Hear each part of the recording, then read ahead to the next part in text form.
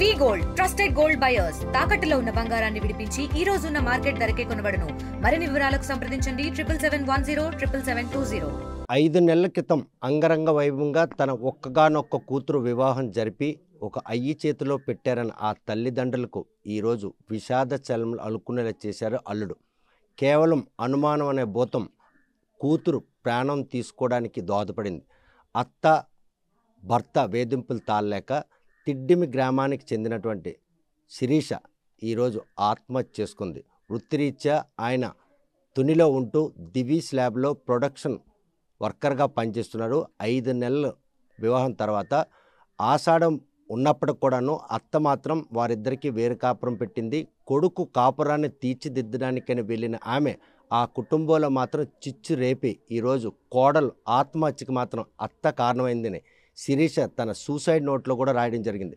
అసలు కూతురికి ఇంత అంగరంగ వైభవంగా వివాహం చేసిన తల్లిదండ్రులకు మాత్రం కూతురు లేదన్నటువంటి దిగులు మిగిల్చినటువంటి పరిస్థితుల్లో ప్రస్తుతం తిడ్డిమి గ్రామం అంతా కూడాను విషాద ఛాయలు అనుకున్నాయి.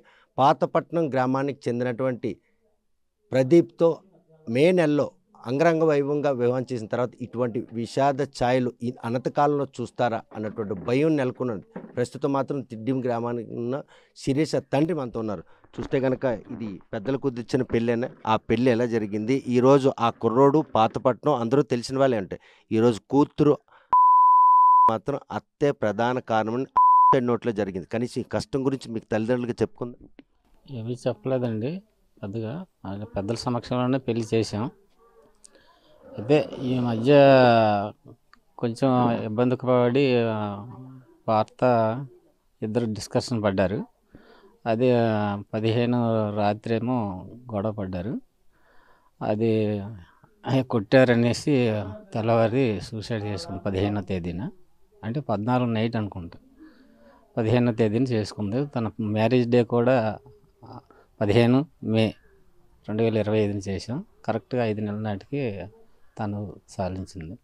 వచ్చిన ఈ కష్టం గురించి నాన్నగా నీకు కానీ తల్లికి కానీ ఏమైనా చెప్పడం, లేకపోతే ఇటువంటి వేధింపులు చేస్తున్నారు, భర్తను భార్య ఇద్దరు అన్యోన్యంగా ఉన్నారు, ఆ భర్త ఎంత చక్కగా చూసుకుంటూ ఎంత ఇష్టపడి పెళ్లి చేసుకున్న విషయాన్ని కూడా చెప్పింది.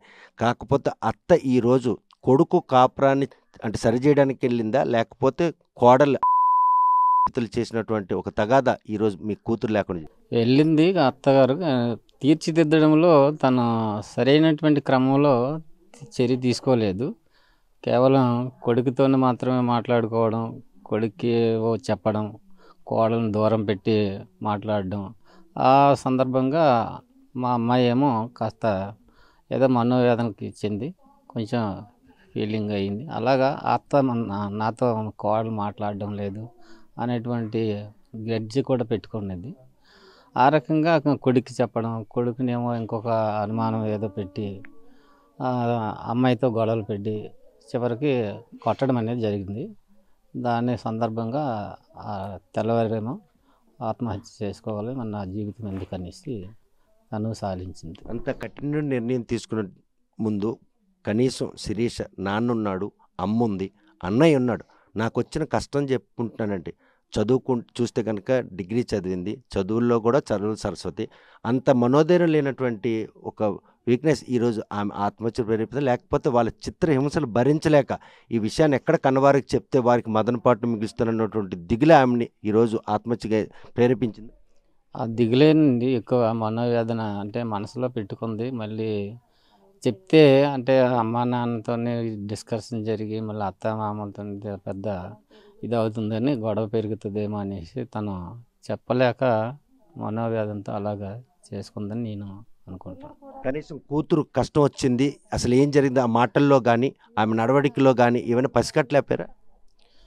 పసికట్టామండి. మరి తనకు ఇబ్బంది వస్తుంది, ఇబ్బందిలో ఉన్నది, ఇది ఎవరి ద్వారా జరుగుతుంది అనేటువంటిది మాకు అర్థమైంది. నేరుగా అత్తగారే మా ఇంటికి ఒకసారి దసరాకు ముందు వచ్చారు.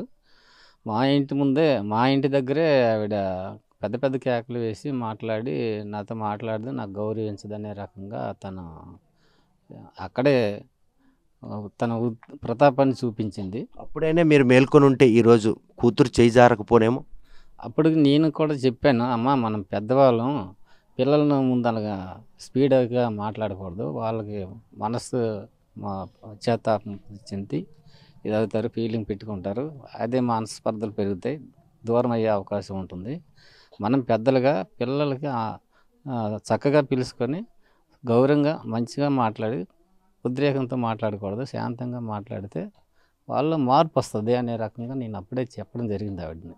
అంటే మార్పు రావడానికి మీ పాపలో ఎటువంటి తప్పు లేకపోయినా కూడా ఒక అనుమానమైన భూతాన్ని కొడుకు ఎక్కించి ఈరోజు వాళ్ళిద్దరు భార్యాభర్తల మధ్యన వివాదాలకు కారణమైంది అత్త అంటే. ఆ అనుమానంతో పాటు అంటే కొన్ని మేము పెళ్ళిలో ఇచ్చేసినకి ఇవ్వవలసిన ఇచ్చేసాగా, ఇంకా కొన్ని ఏవో చిన్న చితక ఇవ్వాల్సి ఉన్న దాన్ని ఏమో ఇండైరెక్ట్గా అది ఉంటే బాగుండు, ఇది ఉంటే బాగుండు, ఇది లేదు అని, టీవీ లేదు, డ్రెస్సింగ్ టేబుల్ లేదు, ఇలాంటివి అక్కడ ఇక్కడ అంటుంటే మా అమ్మాయి మనసులో పెట్టుకొని మాకు ఆ విషయాలు అమ్మ ఎన్ని చేసి ఆ చిన్న చిన్నవి మనం ఇవ్వలేకపోవడం ఎందుకు, ఇచ్చేసండి మేము అప్పు సప్పు చేసి అనే రకంగా చెప్తూ ఉండేది. అమ్మ ఇస్తానమ్మ, నాకు వీలైనప్పుడు బాధపడకని చెప్పడం.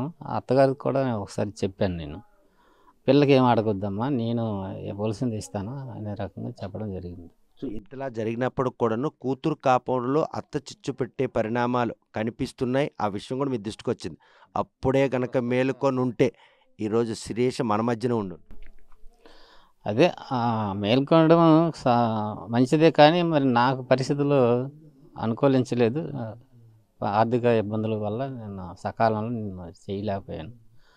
అదే తన మాత్రం మనసు అంతే, అత్తగారు మాత్రం అదే పట్టుదలగా ఉండి అలాగే హెరాస్మెంట్ చేస్తుంటే గమ్మున ఇస్తారేమనే ఉద్దేశంతో చేశారు. ఏ ఉద్దేశంతో చేశారు అయితే తెలియదు. చూస్తే కనుక భార్యాభర్తలు ఇద్దరు చాలా అన్యోన్యంగా ఉన్నట్టు మాత్రం ఆ సూసైడ్ నోట్లో రాసి ఉంది. ఈరోజు ఆయన కూడా భార్య ఉరేసుకుందని తెలిసిన తర్వాత అక్కడ కన్నీరు మున్నీరే విలిపిస్తున్నారంటే ప్రదీప్కి శిరీష్ మీద ఉన్న ప్రేమ కనిపిస్తుంది. ఖచ్చితంగా మేము ఎన్నిసార్లు పిలుపు చేసిన అమావాస్య వస్తుంది, పున్నం వస్తుంది, 2 నెలలు అయింది అక్కడే ఉండిపోను, ఇంటికి రామ్మా అంటే లేదు నేను రాను, మా అత్తగారు ఉన్నారు అనేసి ఆ రకంగా బర్త్డేకి కూడా రమ్మని రాలేదు. మేము ఎక్కడ జరుపుతామో అనేసి అత్తగారు అక్కడ ఆపేశారు. ఈ రకంగా భర్త అంటే ప్రేమ మీదే తను అక్కడే ఉండడానికి ఎక్కువ సుముఖత చూపేది. చూస్తే కనుక శిరీష ఆత్మహత్య వెనక మాత్రం అత్త వేధింపులు స్పష్టంగా ఉన్నాయి. అనుకున్న కట్నం అంతా ఇచ్చినా కూడా చిన్న చితక సారికి సంబంధించిన విషయంపై మాటికి కూడాను కోడలపై ఆధిపత్యం ప్రదర్శించడం, అదేవిధంగా ఈ విషయం తండ్రికి తెలిసి కూడా ఆమెను మందలించినప్పుడు కూడా ఆమెలో మార్పు రాకపోవడం, ఈరోజు కొడుకు కాపురాన్ని తీర్చిదిద్దడానికి వెళ్ళిన అత్త కోడల ఆత్మహత్య కారణమైందండలో ఎటువంటి అచ్చలేదు. 14వ తేదీ రాత్రి వారి మధ్యన గొడవ జరిగింది. 15వ తేదీన ఆమె సూసైడ్ చేశారు. అంటే మే 15వ తేదీన మ్యారేజ్ డే 5 నెలలు కావస్తుంది. ఈ నేపథ్యంలో 5 నెలలకే కూతురు ఈరోజు అందరూ లోకానికి వెళ్ళిపోవడం మాత్రం తండ్రి మదనపడుతున్నాడు. తన ఆర్థిక పరిస్థితులు బాగోలేకపోయినా కూడా తనకి ఇవ్వాల్సిన ప్రతి వస్తువు కూడా ఇస్తానని అంటే ఈరకత్తికి నమ్మజెప్పినా కూడా ఆమె మాత్రం వేధింపులకు పాల్పడింది. ఈ వేధింపులు తాళలేకే ఈరోజు మాత్రం కూతురు ఆత్మహత్య చేసుకుంది. ఈ విషయంలో తల్లికి ఏమైనా కూతురు మొరపెట్టుకుందన్న విషయం అడుగుదాం. చూస్తే కనుక ఒకగానొక కూతురు చిన్నప్పటి నుంచి ఉన్నత చదువులు చదివించావు, ఇవాళ ఒక ఉద్యోగస్తులు అయి చేతిలో పెట్టాను అన్నట్టు ఒక ఆనందం అనంత కాలంలోనే ఈరోజు కూతురు లేకుండా పోయింది. ఎప్పుడైనా నాకు కష్టం వచ్చిందమ్మని చెప్పి నాకేం చెప్పలేదు. రమ్మని నన్ను, నేను రానన్నదే, నేను నాకు ఎక్కడ బాగుంటుంది అనేసి మళ్ళీ గొడవ పడేవారు, ఇద్దరు దెబ్బలాడుకునేవారు, కొట్టుకునేవారు. మళ్ళీ ఎప్పుడు మామూలు అయిపోయింది. అలా అత్త కోసమని చెప్పిందిలేండి, అత్తమ్మ కోసమనే చెప్పింది, ఇంక వేరే విషయం కాదు. ఈయన మీద అనుమానం పడేవాడు అబ్బాయే.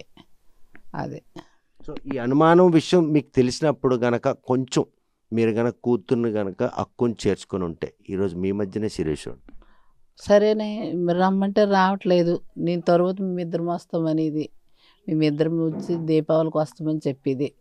సరేలే అమ్మ, సరే ఏది తవని వద్దు, అప్పుడే వద్దులే అనేసాను. ఈవేళ వస్తుందా రోజు, రేపు వస్తుందని నేను నాతో మాట్లాడింది. మరి ఇలా చేసుకుంటుంది అనుకోలేదు కదా. అప్పటికప్పుడు మరి అలా చేసుకుంటాను, మనసులో ఏం పుట్టింది మనకు తెలియదు. వాళ్ళిద్దరి మధ్యలో ఏం గొడవలు జరిగేవి చెప్పేది కాదు మాకు ఆ విషయం. డిగ్రీ వరకు చదువుకుందంటే ధైర్యవంతుడైన కూతురు ఈరోజు ఇంతలా తన ప్రాణాన్ని తీసుకున్నంత పిరికితనమే, మెత్తదనం కాబట్టి మాట కాయలేకపోయింది. అది తనలోనూ మా అబ్బాయి అంత మురుడుతనం కాదు అమ్మాయి మెత్తదనం. అందుకు చూద్దాను.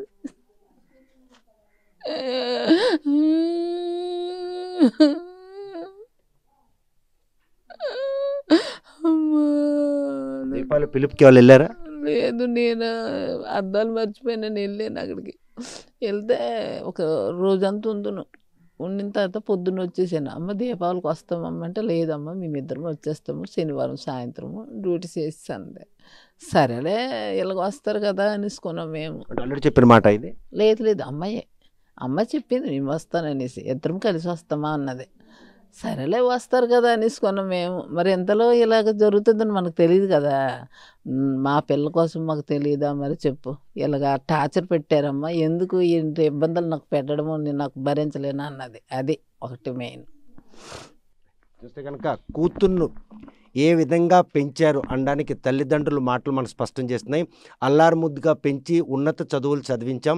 మాట పడడం అంటే తెలియనటువంటి శిరీష జీవితంలోకి మాత్రం భర్త రూపంలోనూ అత్త రూపంలో వచ్చినటువంటి ఈ పెను ప్రమాదం ఆమె ఈ లోకాన్ని విడిచి వెళ్ళిపోవడానికి కారణమైంది.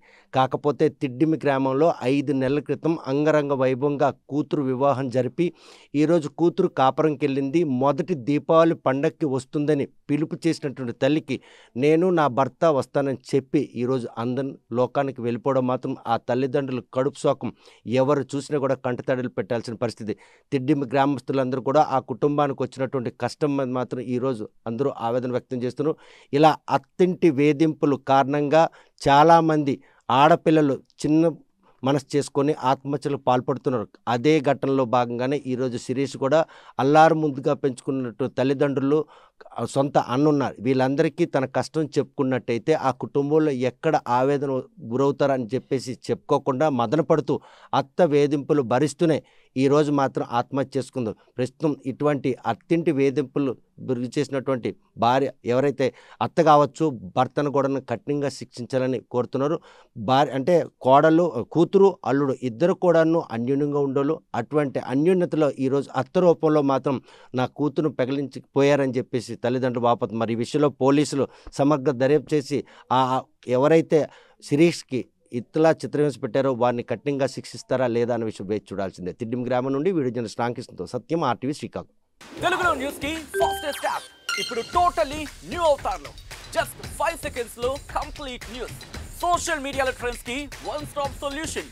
Live TV app voice search option తో ఇప్పుడే డౌన్లోడ్ చేయండి లేదా అప్డేట్ అయిపోండి. యాప్ లింక్ డిస్క్రిప్షన్ లో ఉంది.